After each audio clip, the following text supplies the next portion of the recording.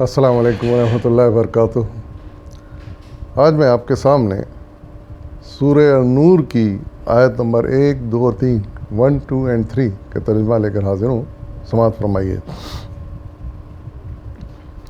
اعوذ باللہ من الشیطان الرجیم، بسم اللہ الرحمن الرحیم۔ یہ ایک سورت ہے جس کو ہم نے نازل کیا ہے اور اسے ہم نے فرض کیا ہے، اور اس میں ہم نے صاف صاف ہدایت نازل کی ہیں، شاید کہ تم سبق لو۔ زانیہ عورت اور زانی مرد دونوں میں سے ہر ایک کو 100 کوڑے مارو، اور ان پر ترس کھانے کا جذبہ اللہ کے دین کے معاملے میں تم کو دامنگیر نہ ہو، اگر تم اللہ اور روز آخرت پر ایمان رکھتے ہو۔ اور ان کو سزا دیتے وقت اہل ایمان کا ایک گروہ موجود رہے۔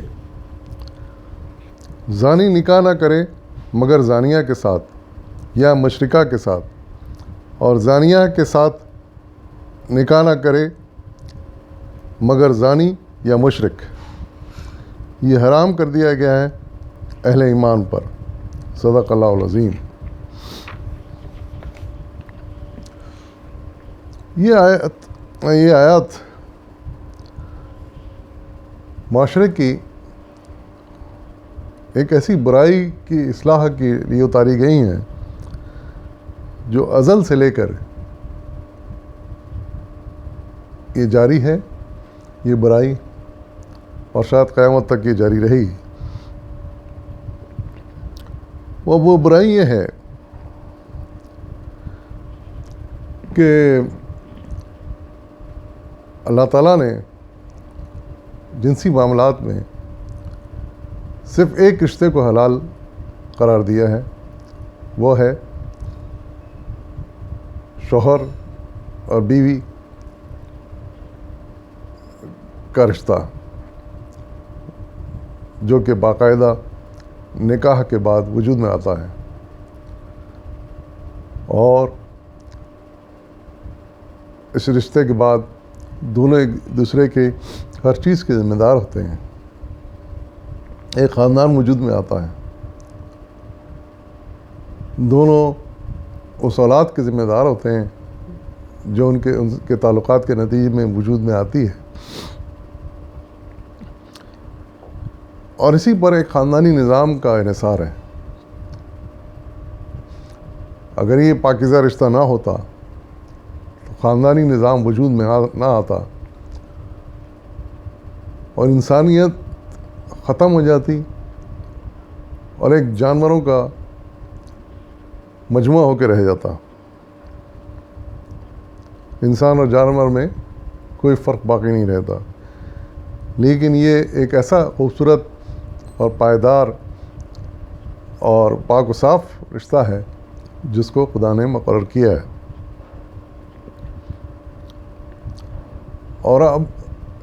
اور اسی لیے اللہ تعالیٰ نے اس آیت میں بڑے ہی مختلف طریقے سے اس آیت کا تعارف کرایا ہے، اور یہاں فرض کا لفظ بھی استعمال کیا ہے، یعنی اسے ہم نے فرض کیا ہے، یعنی کمپلسری۔ اور وہ کیا ہے؟ وہ یہ کہ کوئی مرد، عورت، لڑکا، لڑکی یا کوئی بھی اس ایک پاک رشتے کے علاوہ جو اللہ تعالیٰ نے جائز قرار دیا ہے، حلال قرار دیا گیا ہے، کسی اور طریقے سے اپنی جنسی ضروریات اور خواہشات کو پورا کرنا چاہے گا یا پورا کرے گا تو پھر وہ گنہگار ہوگا، وہ جرم کرے گا، اللہ کے نزدیک بھی اور معاشرے کے لحاظ سے بھی۔ تو اسی لیے اللہ تعالیٰ نے سخت سزا مقرر کی ہے جو اس رشتے کو، اس اصول کو توڑے گا، اور وہ اللہ تعالیٰ ارشاد فرما رہے ہیں کہ جو یہ غلط کام کرے اس کو پھر 100 کوڑے مارنے کی سزا دی جائے، چاہے وہ مرد ہو چاہے عورت ہو۔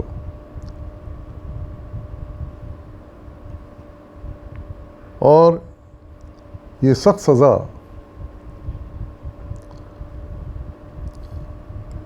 اسی لیے دی گئی ہے، انسان کے سدھار کے لیے دی گئی ہے، تاکہ یہ ناپاکی اور یہ گندگی معاشرے میں نہ پھیلے۔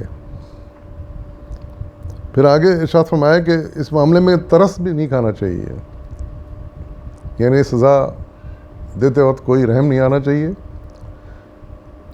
اس کو نافذ ہونا چاہیے۔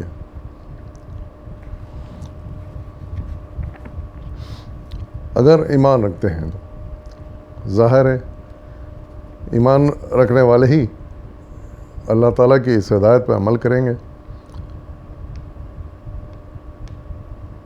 اور پھر ایک اور بات ارشاد فرمائی گئی کہ جب یہ سزا دی جا رہی ہو ان کو، کوڑوں کی، اس عورت اس مرد کو جنہوں نے یہ ناجائز رشتہ قائم کیا، تو اس وقت ایک گروہ، جو مراد یہ ہے کہ گروہ سے مطلب جو اس معاملے سے متعلق کچھ لوگ ہوں، وہ ضرور وہاں پر موجود رہیں تاکہ وہ گواہ بھی رہیں اور سبق بھی حاصل کریں، اور پھر دوسرے ان سے سن کے سبق حاصل کریں۔ لیکن اس کا ہرگز یہ مطلب نہیں ہے کہ اس کو ایک تماشا بنا دیا جائے اور پورا شہر امڑ آئے اور ایک ازدحام کے سامنے یہ کام کیا جائے، ایسا نہیں ہے۔ صرف متعلقہ لوگوں کا ایک گروہ موجود رہنا ضروری ہے، یہی ارشاد فرمائی یہ بات۔ اور پھر اس کو، اس غلط کام کو روکنے کے لیے ایک بہت اچھی نصیحت کی گئی ہے اور ایک اصول بیان کیا گیا ہے کہ کوئی مرد جو اس طرح کے میلان رکھتا ہو، اس طرح کی حرکتیں کرتا رہا ہو، معاشرے میں لوگ جانتے ہوں کہ یہ اس طرح کی غلط حرکتیں کرتا ہے، تو اس کے ساتھ کسی شریف لڑکی کا، شریف عورت کا نکاح نہ کیا جائے، اس لیے کہ اس کی بد اخلاقی اس کے اوپر بھی اثر انداز ہوگی اور وہ شریف عورت بھی بدنام ہو جائے گی۔ اور اسی طریقے سے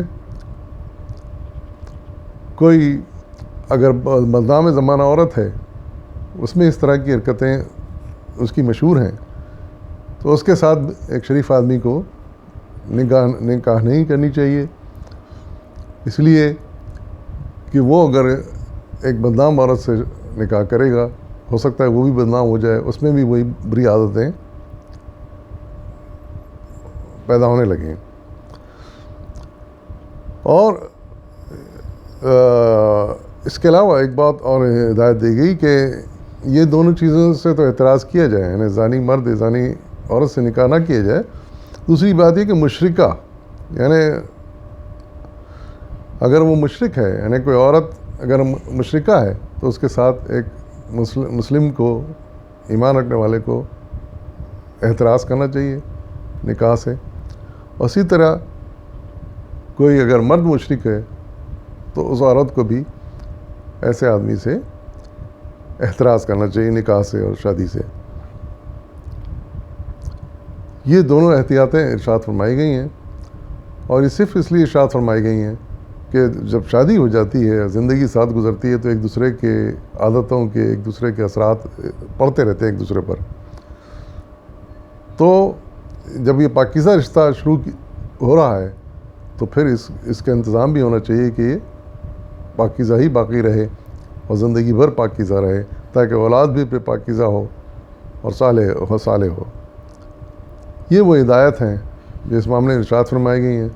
اس میں سزا دینے کے بارے میں کچھ تفصیلات ہیں جو فقہاء نے بیان کی ہیں، یہ ان کا کام ہے، اور جب قاضی کوئی سزا دے گا تو اس کو سوچ لینا چاہیے ان کی سزا کتنی ہوگی۔ یہ تو اللہ تعالیٰ نے بتا دیا ہے، لیکن کیسی ہوگی اور کب ہوگی، یہ ساری تفصیلیں قرآن میں نہیں آئی ہیں۔